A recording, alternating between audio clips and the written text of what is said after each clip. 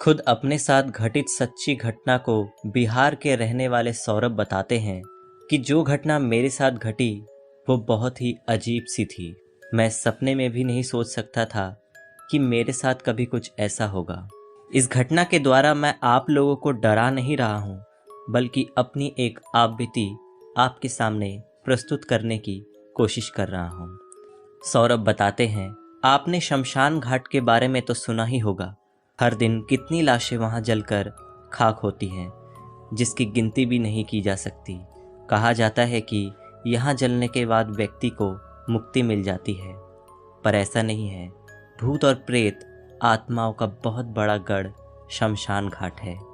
ऐसा नहीं कि आपके साथ कुछ घटना नहीं घटी तो वहाँ आत्मा नहीं है। आत्मा है, लेकिन वो बुरी नहीं है और उसे मुक्ति मिल चुकी होती है। लेकिन जब बुरी आत्मा से आपका सामना होता है तो आपका जीवित बच पाना मुश्किल हो जाता है। और मेरा सामना ऐसा ही एक बुरे आत्मा से हो गया था, जिसके बारे में मैं आपको बताने जा रहा हूँ। मेरे पड़ोस में एक व्यक्ति कुछ दिन से बीमार चल रहा था। उसको दिमागी बुखार था।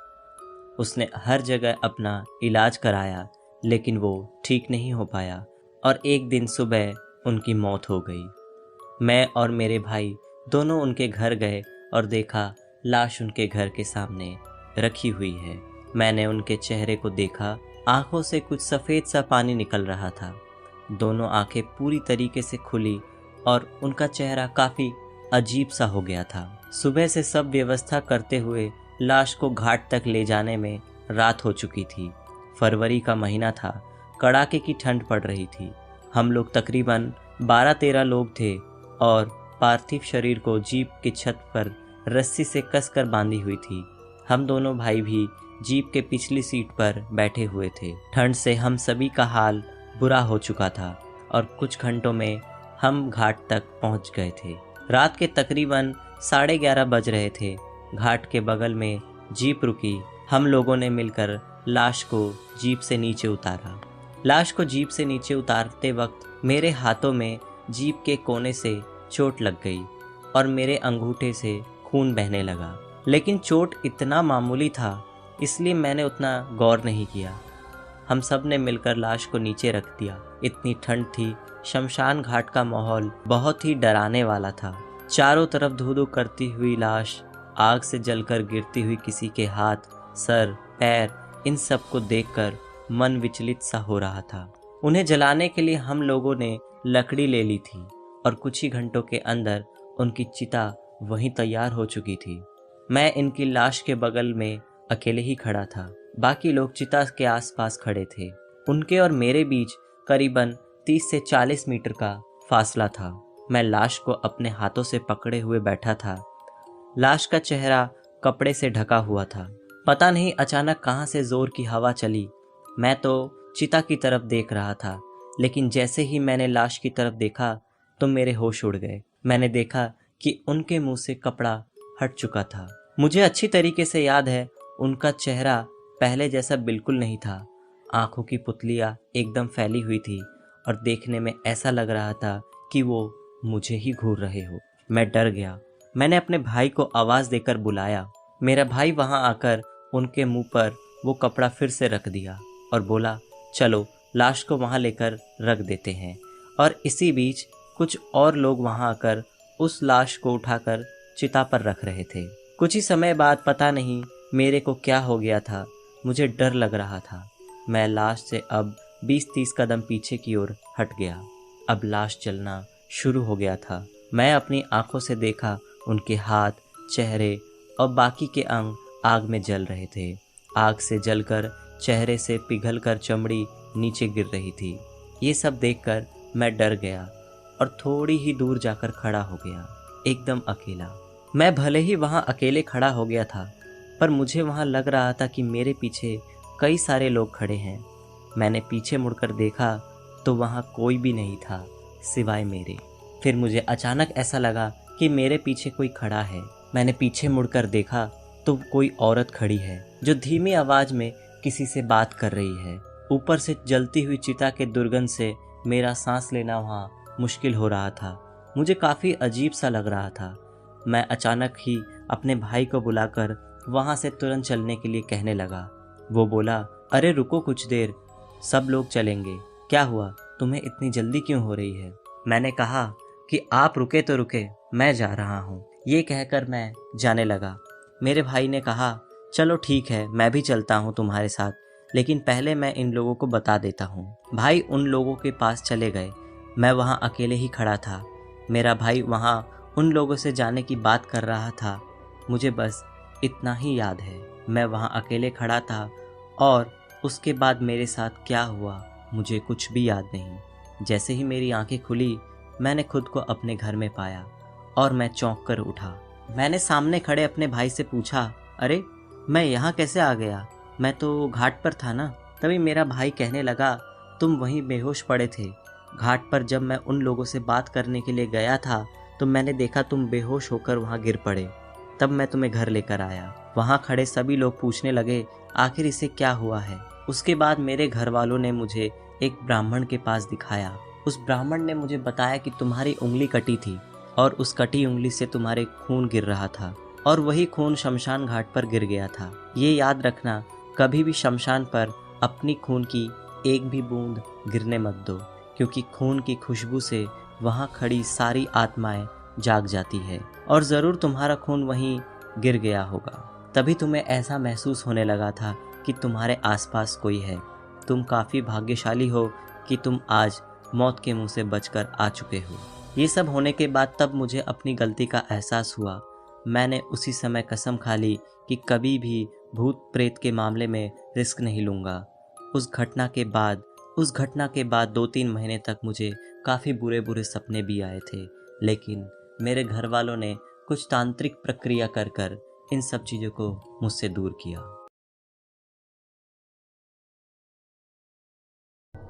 आरुष और अदिति एक ही साथ एक कॉलेज में पढ़ते थे। अदिति बहुत ही गरीब परिवार से थी, लेकिन होशियार थी। दोनों बीए के फाइनल ईयर में थे और दोनों की पहली मुलाकात एडमिशन के टाइम पे हुई थी। कुछ समय बाद उनकी परीक्षाएं ख़त्म हो जाती है। आरुष को अपने ही शहर में एक जगह नौकरी मिल जाती है। कभी कभी चोरी छिपे वो एक दूसरे से मिल लिया करते थे। अधिकतर वो क्राइस्ट चर्च के सुनसान कब्रिस्तान में मिलते थे। चर्च के एक और एक बड़ा सा रेस्टोरेंट था जहां दिन में अक्सर कॉलेज बंक करके लड़के लड़कियां आया जाया करते थे। थोड़ी सी दूर पर एक बहुत ही बड़ा बंगला था जिसके बारे में मशहूर था कि वो भूतिया है। हर अमावस की रात के 8 बजे इसमें किसी न किसी का खून ज़रूर होता है, इसलिए ये बंगला बंद रहता था। एक दिन आरुष और अदिति शाम के वक्त वहाँ मिलते हैं। वो टहलते हुए उस बंगले तक आ जाते हैं और आरुष कहता है कि आज इस बंगले के अंदर चलकर देखते हैं, लेकिन अदिति मना कर देती है। आरुष के जिद के आगे अदिति हार जाती है और बंगले के अंदर चली जाती है। बंगले के अंदर सामने वाली दीवार पर एक बड़ी सी घड़ी लगी हुई थी जिसकी सुइयां 8 बजे पर रुकी हुई थी। आरुष बंगले को देखकर काफ़ी खुश होता है, लेकिन अदिति उसे काफ़ी डर लग रहा था। अदिति के कहने पर आरुष बंगले के बाहर चला जाता है। अब दोनों अक्सर उसी बंगले के अंदर मिलने लगे। आरुष के माता पिता को उसकी शादी की चिंता सताने लगी। एक दिन आरुष के पिता ने उसकी शादी फिक्स कर दी। लड़की का नाम शालिनी था। उसके पिता काफ़ी अमीर थे। जब अदिति को ये बात पता चली तो उसे बहुत बेचैनी हुई। वो काफ़ी परेशान हो गई। उसने आरुष को मिलने के लिए उसी बंगले में बुलाया। अदिति आरुष से कहती है, मुझे पता चला है कि तुम्हारी शादी किसी दूसरी जगह हो रही है। आरुष कहता है, हाँ तुमने बिल्कुल ठीक सुना है। अदिति कहती है, तुम मेरे साथ ऐसा कैसे कर सकते हो, हम एक दूसरे से प्यार करते हैं। आरुष अदिति से काफ़ी रूखेपन से बात करता है, जिससे अदिति रोने लगती है और कहती है कि मैं तुम्हारे बिना मर जाऊंगी। आरुष कहता है, तुम मर जाओ, मैं तुमसे शादी नहीं कर सकता। उसने अदिति का हाथ छुड़ाकर तेज आवाज में ये बात कही और वो चला गया। अदिति वहां बैठे बैठे रोने लगी। आरुष पर उसके रोने का कोई फर्क नहीं पड़ा। वो अदिति को बंगले पर अकेले छोड़कर चला गया। अदिति को महसूस हुआ कि उसकी दुनिया ही उजड़ गई है। अदिति ने अपने आप को समझाने की काफ़ी कोशिश की, लेकिन वो असफल रही।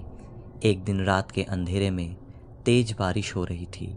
उस काली रात में वो बिना किसी को बताए घर से बाहर निकल आई और भीगते हुए बंगले तक पहुंच गई। उसने अपने गले के दुपट्टे का फंदा बनाकर खुद को फांसी लगाकर अपनी जान दे दी। उसके इस तरह से जाने पर उसके माता पिता को काफ़ी दुख हुआ। उन्होंने शमशान पर उसका अंतिम संस्कार कर दिया, लेकिन अदिति को मुक्ति नहीं मिली। अदिति की आत्मा उसी शमशान में भटकती रही। शमशान में एक चंडाल खाली समय में गुड़िया बनाने का काम करता था। उसकी बनाई गुड़िया देखने में किसी को चुड़ैल की तरह बहुत ही डरावनी और खतरनाक लगती थी। हर गुड़िया एक दूसरे से अलग होने के कारण उसको बाजार में अधिक पैसे मिलते थे। कई साल तक अदिति की आत्मा शमशान में भटकती रही। शमशान के एक तांत्रिक ने अदिति की आत्मा को यंत्र तंत्र से बांधकर गुड़िया में बंद कर दिया। चांडाल किसी के अंतिम संस्कार में व्यस्त था। उसे ये बात पता नहीं लगी कि उसकी गुड़िया में एक आत्मा कैद है। उसने बाजार में जाकर गुड़िया को बेच दिया। शाम को एक छोटी सी बच्ची पारुल अपने माता पिता के साथ दुकान पर आई। जैसे ही पारुल ने उस गुड़िया को देखा तो गुड़िया उसको देखकर मुस्कुराई। वो उस गुड़िया को देखकर मचल गई और उसे लेने का जिद करने लगी। उसकी जिद को देखकर पिता ने वो गुड़िया उसे खरीद कर दे दी। जैसे ही पारुल ने गुड़िया को गोद में लिया, तभी अचानक उसकी माँ को लगा कि जैसे गुड़िया ने अपनी आंखें झपकाई हैं। वो एकदम से सहम गई और उस गुड़िया को गौर से देखने लगी। उसको वो गुड़िया बहुत ही अजीब सी लगी। उसने पारुल के हाथ से छीनकर गुड़िया दुकानदार को वापस करना चाहा। जैसे ही माँ ने गुड़िया पारुल के हाथों से छीनने की कोशिश की, उस समय पारुल की आंखों में एक अजीब सा गुस्सा आ गया। उसकी माँ ने घबराकर अपने हाथ पीछे किए तो पारुल के होठों पर एक रहस्यमयी मुस्कान तैर गई। उसे इस तरह देखकर उसकी माँ काफी डर गई। इसके बाद वो लोग सब घर आ जाते हैं। घर आने के बाद पारुल पूरा दिन गुड़िया के साथ खेलती रही। शाम को उसकी माँ कमरे में उसे खाना खिलाने के लिए बुलाने आई। उसने कहा, माँ मैं अभी आई। जैसे ही उसकी माँ कमरे से बाहर निकली, पारुल ने सामने बैठे बैठे ही अपने गर्दन को पीछे की तरफ मोड़कर कहा, जाते जाते दरवाज़ा बंद करती जाना। ये सब देख उसकी माँ के मुंह से तेज चीख निकली। पारुल उसकी तरफ देखकर रहस्यमयी ढंग से मुस्कुराई और गुड़िया को अपने गोद में ले लिया। उसकी चीख पुकार सुनकर पति दौड़ता हुआ आया। उसकी माँ ने कहा, मैंने तुमसे कहा था कि ये गुड़िया वापस कर दो, ये ठीक नहीं है, इसमें मुझे कुछ गड़बड़ नज़र आ रही है। उसके पति ने उसे समझाया कि तुम्हें बेकार ही वहम हो रहा है। इसके बाद रात को खाना खाने के बाद सब लोग सोने चले जाते हैं। गहरी नींद में अचानक पारुल की नींद उजड़ जाती है। वो अपनी गुड़िया को लेकर छत पे चली गई। वो काफ़ी देर तक उसके साथ खेलती रही। खटपट की आवाज़ सुनकर उसके पिता की नींद खुली। उसे महसूस हुआ कि ये आवाज़ें छत पर से आ रही है। उसके पिता छत पर चले गए। पारुल को देखते ही उसकी आंखें फटी रह गई। पारुल छत की दीवार पर पारुल हवा में उड़ते हुए चमगादड़ों को पकड़ रही है और उसके बाल पूरी तरीके से खुले हुए हैं। पूरी छत पर उल्लुओं और चमगादड़ों के पंख खून ही खून बिखरा पड़ा है। पारुल के हाथ में कुछ मांस के टुकड़े थे जिसे वो बड़े ही खतरनाक तरीके से खा रही थी। ये सब देखते हुए उसके पिता वहीं बेहोश हो गए। सुबह आंख खुलने पर उसने खुद को बिस्तर पर लेटा हुआ पाया। उसकी पत्नी भी बराबर गहरी नींद में सो रही थी। वो उठा और पारुल के कमरे का दरवाज़ा खोलकर देखा तो पारुल आराम से सो रही थी। उसे लगा कि शायद उसने कोई बुरा ख्वाब देखा होगा। उसके पिता ऑफिस के लिए निकल जाते हैं और शाम को कहीं बाहर खाने के लिए सबको बोल कर जाते हैं, लेकिन उसके पिता पूरे दिन ऑफिस में काम नहीं कर पाए। शाम को वो ऑफिस से घर जल्दी आ गए। सभी लोग तैयार होकर बाहर खाने खाने के लिए निकल गए। घर से बाहर निकलते समय पारुल ने अपनी गुड़िया को भी साथ में ले लिया। उन लोगों ने एक टैक्सी करी और चर्च के रेस्टोरेंट में जाने का फैसला किया। रेस्टोरेंट पहुंचते ही पारुल कार से उतरकर अपनी गुड़िया को हाथ में लेकर भागने लगी। उसकी माँ ने उसे आवाज़ दिया पर वो रुकी नहीं। दौड़ते दौड़ते पारुल उस बंगले के अंदर चली गई जो ठीक चर्च के पास था। उसके पीछे पीछे उसके माता पिता भी बंगले के अंदर आ गए। उन्हें पारुल कहीं भी दिखाई नहीं दी। दोनों लगातार उसे आवाज़ दे रहे थे। अचानक एक तरफ से बहुत तेज की गुर्राहट की आवाज़ आई। उन्होंने चौंक कर उसी ओर देखा तो वो सब दंग रह गए। गुड़िया हवा में चारों ओर चक्कर लगा रही थी और उसके मुंह से अजीब आवाज़ें आ रही थी। वो गुड़िया बोलने लगी, मैं तुम्हें एक ऐसी भयानक मौत दूंगी कि देखने वालों के रोंगटे तक खड़े हो जाएंगे। वो लोग कहने लगे, हमने तुम्हारा क्या बिगाड़ा है? गुड़िया बोली, आरुष, मैं अदिति हूँ। तूने मेरी ज़िंदगी बर्बाद की, अब मैं तेरी करूँगी और इसी मौत के साथ तेरी कहानी ख़त्म होगी। उसने आरुष को हवा में उछाल दिया और वो ज़ोर से नीचे गिरा और वो गुड़िया आरुष के सीने पर आ बैठी। और गुड़िया ने कहा, देख घड़ी में क्या बजा है। आरुष ने घड़ी की तरफ नज़रें उठाकर देखा तो घड़ी पर ठीक 8 बज रहे थे। गुड़िया ने दोनों हाथों से उसका पेट चीर दिया और उसकी आंतें बाहर आ गई। आरुष खुद को बचाने के लिए चीखता रहा लेकिन उसकी आवाज़ कोई नहीं सुन रहा था। उसे मारकर गुड़िया शालिनी की तरफ बढ़ी और बंगले के चारों तरफ से एक अजीब आवाज़ें आ रही थी। शालिनी रहम की भीख मांग रही थी लेकिन गुड़िया की आंखों से खून टपक रहा था। उसने आरुष की आंतें शालिनी के मुंह में ठूस दी और वो उल्टियाँ करने लगी। सांस ना लेने के कारण शालिनी की भी मौत हो जाती है। पूरे बंगले में मौत का सन्नाटा छा जाता है। चीख पुकार से बंगले के बाहर काफ़ी भीड़ जमा हो जाती है लेकिन डर की वजह से किसी की अंदर जाने की हिम्मत नहीं होती। सुबह बंगले के बाहर लोगों को सिर्फ खून और मांस के टुकड़े मिलते हैं। अदिति का बदला पूरा हो चुका था। उसकी आत्मा गुड़िया से निकलकर चली गई। किसी को ये नहीं पता चल पाया कि इन दोनों को किसने मारा है। कुछ लोग हिम्मत जुटाकर बंगले के अंदर गए तो देखा पारुल एक कोने में बैठी गुड़िया के साथ। रोज़ाना की तरह चौकीदार श्यामलाल रात के 12 बजते ही अपनी ड्यूटी पर निकल पड़ता है। दिसंबर का महीना है, सर्दी कुछ ज़्यादा ही तेज़ है और हवाएं भी चल रही हैं। इन सब के बीच श्यामलाल रोज़ाना की तरह व्यासनगर सेक्टर 2 की गलियों में अपनी साइकिल पर हाथ में डंडा लिए पहरेदारी करने निकल पड़ा है। श्यामलाल साइकिल चलाते हुए मन ही मन अपने से बातें करता है। वो कहता है, आज ठंड कुछ ज़्यादा ही है, साथ में हवाएं भी चल रही है। मन कर रहा है सिर्फ सेक्टर 2 की पहरेदारी ख़त्म करके ही घर चला जाऊं, पर क्या करूं, ड्यूटी में बेईमानी करना मेरे उसूलों के खिलाफ है। चाहे कितनी भी ठंड हो, मैं अपनी ड्यूटी पूरी करके ही जाऊंगा। श्यामलाल एक ईमानदार और बहादुर चौकीदार है। श्यामलाल करीबन 12 सालों से चौकीदारी कर रहा है। अब श्यामलाल की उम्र 55 साल है, लेकिन वो किसी युवा से कम नहीं।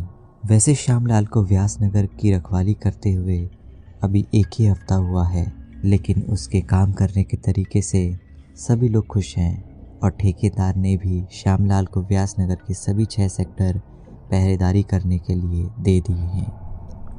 श्यामलाल साइकिल चलाते हुए पहरेदारी कर रहा था। देखते ही देखते श्यामलाल आखिरी सेक्टर पर आ जाता है। श्यामलाल अपने मन में कहता है, ये लो आ गया आखिरी सेक्टर, बस इसको पूरा करके घर की ओर जाऊंगा। लेकिन इस सेक्टर में इतना अंधेरा क्यों है भाई? लगता है लाइटें ख़राब है। ठेकेदार साहब से बोलकर इस सेक्टर की स्ट्रीट लाइट सही करवा लूँगा। वक्त गुजरता गया। रात के करीबन 3 बज चुके थे। श्यामलाल सेक्टर 6 की भी पहरेदारी लगभग पूरी कर चुका था। रात के साथ साथ अब ठंड भी बढ़ने लगी थी। श्यामलाल सेक्टर 6 के आखिरी इलाके में पहुंचा, जहां पर एक सार्वजनिक पार्क था। श्यामलाल 3 घंटे से पहरेदारी कर रहा था। थोड़ा आराम करने के लिए उसने पार्क के पास अपनी साइकिल रोकी और आराम करने लगा। वो कहता है, चलो आज की ड्यूटी पूरी हुई, 3 बज गए हैं। अब घर पहुंचकर गरम गरम चाय पी लूँगा, फिर सो जाऊँगा। तभी श्यामलाल को किसी के चलने की आवाज़ सुनाई देती है। आवाज़ श्यामलाल के ठीक सामने से आ रही थी। श्यामलाल अपनी टॉर्च की रोशनी ऑन करता है और पूछता है, अरे भाई, इतनी रात को कौन बाहर घूम रहा है? सामने से वो आदमी कहता है, ओ भैया जी, मैं अल्बर्ट हूँ, यहाँ सेक्टर 7 में ही रहता हूँ। बाहर से आया था, रात की ट्रेन थी। एक्चुअली मेरी चाबी नहीं मिल रही है और मुझे अच्छी तरीके से याद है कि ट्रेन से निकलते वक्त भी और टैक्सी से उतरते वक्त भी मैंने अपनी चाबी चेक की थी। हो सकता है यहाँ से जब मैं गुजरा हूँ तो शायद मेरी चाबी गिर गई हो। श्यामलाल कहता है, तुम कौन से सेक्टर में रहते हो? एल्बर्ट कहता है, मैं सेक्टर 7 में रहता हूँ। आप यहाँ के चौकीदार हैं? मैंने आपको आज पहली बार देखा है। श्यामलाल कहता है, क्या सेक्टर 7? यहाँ मैं 1 हफ्ते से चौकीदारी कर रहा हूँ। मुझे तो यहाँ पर बताया गया था कि सिर्फ 6 सेक्टर है और तुम जहाँ खड़े हो ये 6ठा सेक्टर है। ये 7वां सेक्टर कहाँ से आ गया भाई? एल्बर्ट कहता है, जी भैया, इस कॉलोनी में 7 सेक्टर है। क्या आपको नहीं पता? अच्छा ये सब छोड़िए, मुझे मेरी चाबी ढूंढने में आप मेरी मदद कीजिए ना। श्यामलाल कहता है, अच्छा चलो तुम्हारी चाबी ढूंढते हैं। एक अनजान मुसाफिर की मदद करना तो मेरा फ़र्ज़ है। एल्बर्ट कहता है, ठीक उस चौराहे के सामने मैंने अपनी टैक्सी रोकी थी और वहाँ चर्च में मैं गया था। हो सकता है मेरी चाबी चर्च में ही गिर गई हो। श्यामलाल कहता है, तो बात ख़त्म हो गई ना, चलो चर्च में चलते हैं। वैसे इस कॉलोनी के आसपास कोई चर्च भी है? तुम कौन से चर्च की बात कर रहे हो? खैर छोड़ो, इस समय तुम्हें मेरी मदद की ज़रूरत है। चलो चलकर तुम्हारी चाबी ढूंढते हैं। रास्ते में श्यामलाल और एल्बर्ट एक दूसरे से बात करते हुए चर्च तक पहुंचते हैं। चर्च में पहुंचने के बाद श्यामलाल कहता है, क्या बात है, इतना प्यारा चर्च तो मैं पहली बार यहाँ देख रहा हूँ। इससे पहले तो मैंने ऐसा कोई चर्च यहाँ नहीं देखा। एल्बर्ट कहता है, अरे भैया, ये चर्च तो कब से बना हुआ है। ये इस नगर का सबसे पुराना चर्च है। जब मैं सिर्फ 5 साल का था तब इस चर्च का निर्माण हुआ था। श्यामलाल थोड़ा सोच में पड़ जाता है कि वो लगभग 1 हफ्ते से इस सेक्टर की रखवाली कर रहा है, लेकिन उसने आज तक इस चर्च को नहीं देखा। इन सब बातों को हटाकर एल्बर्ट और श्यामलाल चर्च के अंदर जाते हैं और दोनों अंदर जाकर चाबी को ढूंढने की कोशिश करते हैं। कुछ ही समय बाद श्यामलाल को चाबी मिल जाती है। श्यामलाल एल्बर्ट को कहता है, अरे एल्बर्ट भाई, ये क्या तुम्हारी चाबी है? इस पर तो तुम्हारे नाम का छल्ला लगा हुआ है। यस, ओ जीसस, ये तो मेरी ही चाबी है। आपका बहुत बहुत शुक्रिया। श्यामलाल कहता है, ये तो मेरा फ़र्ज़ था भाई, इसमें शुक्रिया की कोई बात नहीं है। चलो काफ़ी रात हो चुकी है, कुछ ही घंटों में सुबह हो जाएगी। अब तुम आराम से अपने घर जाओ और मैं भी अपने घर जाता हूँ। एल्बर्ट कहता है, नहीं नहीं भाई, तुमने मेरी बहुत मदद की है। मैं तुम्हारा एहसानमंद हूँ। मैं तुम्हें ऐसे ही नहीं जाने दूँगा। मेरे घर चलो, दोनों 1-1 कप गर्म कॉफ़ी पियेंगे और कुछ ही घंटों में सुबह भी होने वाली है, तो तुम मेरे घर में ही आराम कर लेना और सुबह होते ही तुम अपने घर चले जाना। श्यामलाल कहता है, अरे नहीं नहीं भाई, इसमें एहसान की क्या बात है। मैं तो एक चौकीदार हूँ। रात को अगर किसी को मेरी ज़रूरत पड़े तो उसकी मदद करना मेरी जिम्मेदारी है। श्यामलाल के काफ़ी मना करने पर एल्बर्ट के ज़िद के आगे आखिरकार श्यामलाल हार जाता है और उसके घर चलने को राज़ी हो जाता है। श्यामलाल कहता है, अरे भाई, अब तुम इतनी ज़िद कर ही रहे हो तो चले चलते हैं, पर मैं कॉफ़ी नहीं गरम चाय पीऊँगा। एल्बर्ट कहता है, हाँ हाँ क्यों नहीं, चलिए। फिर दोनों एल्बर्ट के घर पहुंचकर गरम गरम चाय की चुस्कियाँ लेते हैं। बातों ही बातों में सुबह के 5 बज जाते हैं, पर अंधेरा उतना ही घना था क्योंकि सर्दी का वक्त सूरज उगने में काफ़ी समय लेता है। श्यामलाल कहता है, ठीक है मेरे भाई एल्बर्ट, अब मुझे जाने की इजाज़त दो। तुम भी सफ़र में काफ़ी थक गए होगे। तुम्हारी खातिरदारी मुझे हमेशा याद रहेगी। इस बूढ़े चौकीदार की कद्र भला कौन करता है आजकल। एल्बर्ट कहता है, नहीं मेरे भाई, तुम मेरे बड़े भाई जैसे हो। आपने मेरी मदद की, इतना तो मेरा फ़र्ज़ था। अब आप ही देखिए ना, आपके और मेरे बीच कुछ ही घंटों में कितनी गहरी दोस्ती हो गई है। आपसे मिलकर मुझे काफ़ी अच्छा लगा, लेकिन एक वादा ज़रूर करें, हर रोज़ सुबह की चाय आप मेरे यहाँ ही पिएंगे। श्यामलाल कहता है, हाँ हाँ मेरे भाई अल्बर्ट, ये मेरा वादा रहा तुमसे, और तुम्हारी वजह से मुझे सेक्टर 7 के बारे में भी पता लग गया। अब मैं अपने सेठ से इस बारे में अवश्य बताऊंगा। श्यामलाल एल्बर्ट से विदा लेता है। एल्बर्ट श्यामलाल को अपना कार्ड देता है और उसे दोबारा घर में आने को कहता है। श्यामलाल एल्बर्ट के घर से निकल पड़ता है और मन ही मन कहता है, बहुत अच्छा लगा। एल्बर्ट बहुत ही बड़े दिल का और विनम्र किस्म का इंसान है, मैं उससे दोबारा ज़रूर मिलूँगा। श्यामलाल अपने घर पहुँच जाता है, पर जब वहाँ पहुँचता है उसकी नज़र घड़ी पर पड़ती है और घड़ी में समय देखकर वो भौचक्का हो जाता है, क्योंकि घर की घड़ी में तो सिर्फ 3:15 ही थे, जबकि श्यामलाल जब एल्बर्ट के घर से निकल रहा था तब घड़ी में 5 बज रहे थे। ये देख के श्यामलाल थोड़ा आश्चर्यचकित हो जाता है और कहता है, अरे ये क्या, घड़ी में 3:15 बजे हैं, ये कैसे हो सकता है? जब एल्बर्ट के घर से निकला था तो घड़ी में 5 बज रहे थे। श्यामलाल अपने हाथ में बंदी घड़ी को देखता है तो उसमें भी 3:15 हो रहे होते हैं।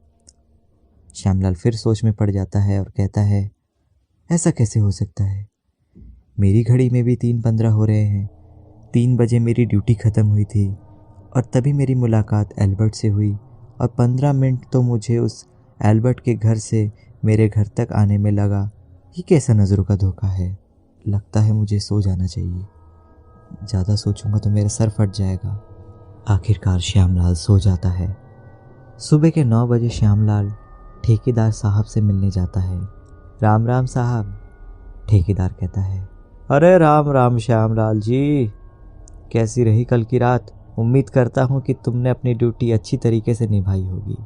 श्यामलाल कहता है, जी साहब, ड्यूटी तो रही यादगार, पर साहब आपने तो मुझे बताया था कि व्यासनगर में सिर्फ 6 ही सेक्टर हैं।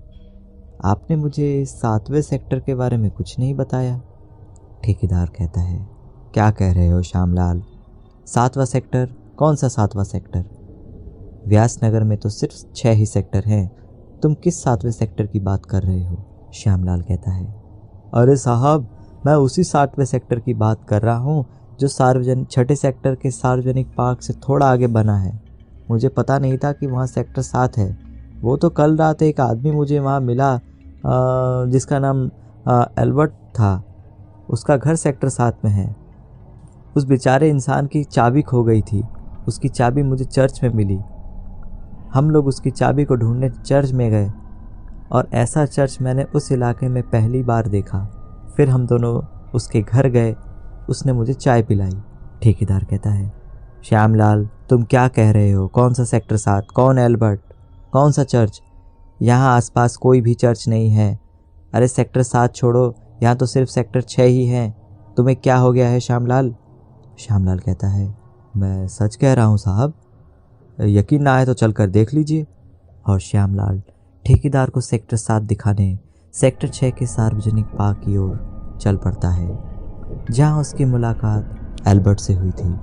वहाँ पहुँचने के बाद श्यामलाल ठेकेदार को कहता है, साहब जी, इसी सार्वजनिक पार्क के आगे एक गली है जिससे थोड़ा आगे जाकर सेक्टर 7 शुरू होता है।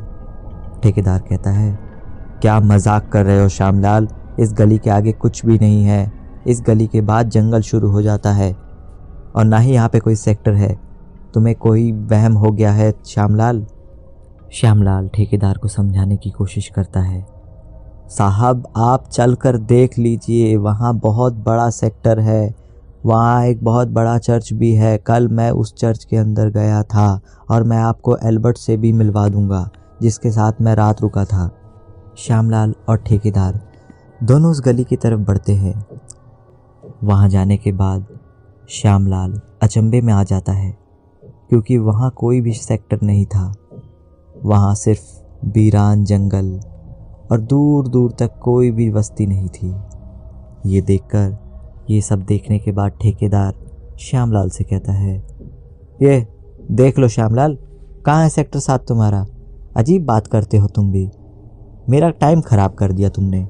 श्यामलाल घबराते हुए ठेकेदार से कहता है, साहब यकीन मानिए, मैं यहाँ कल आया था। यहाँ एक बहुत बड़ी बस्ती थी, जिसे सेक्टर 7 कहा जाता है, और यहीं से मैं एल्बर्ट नाम के एक आदमी से मिला था। मुझे कुछ समझ नहीं आ रहा कि ऐसा कैसे हो रहा है। ठेकेदार कहता है, क्या बकवास कर रहे हो श्यामलाल? लगता है तुम्हारी दिमागी हालत ठीक नहीं है। किस व्यक्ति से मिले थे तुम कल? कौन है ये एल्बर्ट? श्यामलाल कहता है, अरे साहब वही एल्बर्ट, यहीं सेक्टर 7 में रहता था। कल रात उसकी चाबी ढूंढने मैं उसके साथ एक बड़े चर्च में गया था जो इसी सेक्टर में थोड़ा आगे है। हाँ, एल्बर्ट ने मुझे कार्ड दिया था। ठेकेदार कहता है, कैसा कार्ड? बताओ ज़रा। श्यामलाल कहता है, एल्बर्ट डिसूजा, ये देखिए, Albert D'Souza, sector 7, Johnson colony, Arastupur 34600। ठेकेदार कहता है, क्या? ये कैसा अजीब सा पता है, और ये यहाँ का नहीं है। हमारे इस सेक्टर में कोई भी ऐसी कॉलोनी नहीं बनी हुई है श्यामलाल। श्यामलाल कहता है, साहब एल्बर्ट ने मुझे यही कार्ड दिया था और उसने कहा था कि अगर कोई ज़रूरत हो तो मुझे कॉल कर लेना। ठेकेदार अपना मोबाइल निकालता है और कहता है, अच्छा, मैं अपने नंबर से कॉल मिलाकर देखता हूँ, देना नंबर। ठेकेदार ने श्यामलाल के बताए नंबर पर कॉल लगाया, लेकिन अजीब सी बात यह थी कि वो नंबर लग नहीं रहा था। ठेकेदार ने दोबारा से उस नंबर को लगाया, लेकिन वो नंबर संपर्क में नहीं था। ठेकेदार कहता है, श्यामलाल, ये नंबर तो संपर्क क्षेत्र से ही बाहर है। ये नंबर गलत है, या फिर इस व्यक्ति ने नंबर बदल लिया होगा। श्यामलाल कहता है, साहब, पर एल्बर्ट ने मुझे यही कार्ड दिया था और कहा था कि कॉल कर लेना मुझे। ठेकेदार कहता है, तुम्हारा दिमाग खराब हो गया है। सेक्टर 7 जैसी कोई जगह ही नहीं है हमारे यहाँ पे। सेक्टर 6 तक यहाँ पे घर बने हुए हैं और उसके बाद विशाल वीरान जंगल है जिसे तुम सेक्टर 7 समझ रहे हो। ये सब देखने के और सुनने के बाद श्यामलाल अचंभे में आ जाता है और सोच में पड़ जाता है कि वो फिर कल रात किससे मिला था, एल्बर्ट कौन है और इस कार्ड में लिखा हुआ पता कौन से शहर का है। ठेकेदार और श्यामलाल दोनों अपने अपने घर चले जाते हैं, लेकिन श्यामलाल आज भी सोच रहा है कि वो उस दिन उस रात किससे मिला था, कौन है वो आदमी। तो दोस्तों, अगर वीडियो आपको अच्छी लगती है तो वीडियो को लाइक करें। उत्तर प्रदेश के रहने वाला 15 साल के इस बच्चे की कहानी काफ़ी दर्दनाक और भयानक है। इतनी छोटी उम्र में इस बच्चे ने जो कष्ट झेले हैं वो किसी के दिल को भी दुखा सकती है। इस बच्चे के द्वारा मैंने जो घटना सुनी, इसे सुनकर मैं भी थम सा गया। क्या थी आखिरकार वो घटना जो मैं आपको बताने जा रहा हूँ। जैसे कि मुझे उस बच्चे ने बताया, मैं अपने घर का इकलौता बेटा हूँ। हम लोग यूपी में तकरीबन 7 साल से रह रहे हैं। मैं स्कूल में पढ़ाई करता हूँ। ऐसा कभी नहीं हुआ कि मैं स्कूल जाने की बजाय इधर उधर घूम रहा हूँ। मेरे परिवार में 3 ही लोग रहते हैं, मैं, मेरे पापा और मेरी माँ। हम लोग काफ़ी खुश थे। बहुत ही अच्छे ढंग से हम सबका जीवन चल रहा था, पर अचानक हमारे परिवार की खुशी को ठेस लग गई। यहाँ से मेरे परिवार की बर्बादी शुरू हो गई। एक दिन मैं स्कूल से लौट रहा था। उस दिन सड़क पर काफ़ी जाम था, वहाँ चलने के लिए भी जगह नहीं बची थी। तो मैंने सोचा क्यों ना दूसरे रास्ते से घर जाया जाए। वो रास्ता जंगल की झाड़ियों से गुजरता था, लेकिन मुझे उतना डर नहीं लगता था। मैं रोड के पीछे से दाएं मुड़ गया और सीधा चलने लगा। थोड़ी ही दूर में जंगल आ गया। उस रास्ते पर काफी शांति थी। वो जगह काफी सुनसान दिख रही थी। आज तक मैं कभी उस रास्ते से घर की ओर नहीं गया था। जगह जगह पर कांटे थे। खुद को बचाते हुए मैं आगे बढ़े जा रहा था, लेकिन अचानक मेरे जूते का फीता खुला हुआ मुझे दिखा। मैं नीचे झुककर अपने जूते के फीते बांधने लगा। उसी समय एक काली सी आकृति मेरे बगल से गुजरी। मैंने तुरंत सामने की ओर देखा, लेकिन मुझे कुछ दिखाई नहीं दिया। वो जगह ऐसी थी कि वहाँ चिड़िया की आवाज़ तक सुनाई नहीं दे रही थी। मुझे कुछ ठीक नहीं लगा। मैं दौड़ता हुआ अपने घर की ओर चला गया। मेरी माँ ने पूछा, तुम इतने थके हुए क्यों लग रहे हो? मैंने अपनी माँ से कुछ भी नहीं कहा और इधर उधर की बात कहकर बात को ख़त्म कर दिया। ठीक उसी रात को जब मैं सो रहा था तब मैंने कुछ डरावने सपने देखे। मुझे डर लगने लगा। मैंने सोचा क्यों ना आज माँ के कमरे में जाकर सोया जाए, क्योंकि उस दिन पापा किसी रिश्तेदार के वहाँ गए हुए थे। मैं अपने बेड से उठकर माँ के कमरे की ओर जाने लगा। उनका कमरा शायद अंदर से बंद था। मैंने उनके कमरे पर उंगलियों से खटखटाहट की आवाज़ की। माँ ने अंदर से आवाज़ लगाई, कौन है? मैंने कहा, मैं हूँ माँ। माँ ने दरवाज़ा खोला। मैंने देखा कमरे में काफ़ी अंधेरा था। मेरी माँ ने बताया कि उन्हें रोशनी में नींद नहीं आती, इसीलिए उन्होंने अंधेरा किया हुआ है। मैं और मेरी माँ फिर सोने लगे। बेड पर लेटे हुए मुझे 1 घंटा हो चुका था, लेकिन मुझे नींद नहीं आ रही थी। मैं बेचैनी में इधर से उधर करवट ले रहा था। मेरी नज़र मेरी माँ पर पड़ी। मैंने देखा वो एकदम शांत, अच्छी तरीके से गहरी नींद में सो रही है। कमरे में अंधेरा था, लेकिन बाहर की लाइटों की रोशनी प्रकाश डाल रही थी। मैं आंख बंद करके लेटा हुआ था। तभी अचानक मैंने अपने बेड पर देखा कि मेरी माँ नहीं है। मैं दरवाजे की तरफ देखा तो मेरे होश उड़ गए। मैंने देखा मेरी माँ बंद दरवाजे के सामने खड़ी थी। वो बिल्कुल भी हिलडुल नहीं रही थी। मैं बहुत डर गया। मुझे लग रहा था कि आखिर माँ वहाँ कर क्या रही है। मैंने डरते हुए धीमी आवाज में बोला, माँ, क्या तुम हो वहां पर? लेकिन उन्होंने कोई सवाल का जवाब नहीं दिया। मैं बेड से उठकर उनकी तरफ जाने लगा। अभी तक बिल्कुल वो वैसे ही खड़ी थी।